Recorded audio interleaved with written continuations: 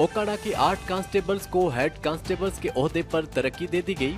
तरक्की पाने वाले एहलकारों को रैंक लगाए गए। महकमाना तरक्की पाने वालों को डीपीओ ओकाड़ा की जानिब से मुबारकबाद पेश की गई।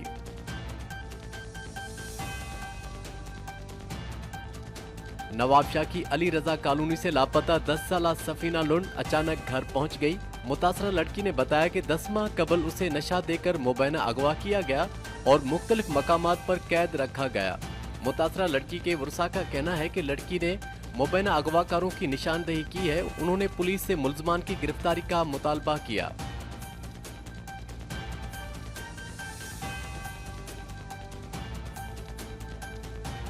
मंचनाबाद के थाना मंडी सादिक की हुदूद में घरेलू मुलाजमा कमसिन बच्ची के तशद्दुद के वाक़े में मुलविस मुल्जमान को सादिकगंज पुलिस ने गिरफ्तार कर लिया।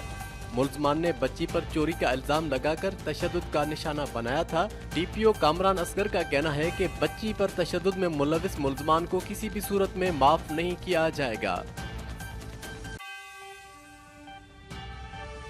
ओकाड़ा के थाना सदर दीपालपुर पुलिस का किला जोन सिंह के मकाम पर मुबैना पुलिस मुकाबला। 2 डाकू पुलिस मुकाबले के दौरान अपने ही साथियों की फायरिंग से हलाक। पुलिस के मुताबिक हलाक डाकुओं के साथी फरार हो गए, जबकि हलाक डाकू डकैती, रहजनी व दीगर संगीन वारदात में मुलविस थे।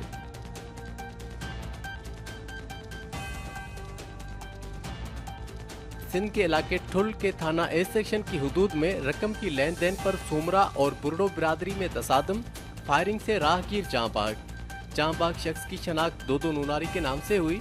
पुलिस की जानिब से मजीद तफ्तीश की जा रही है।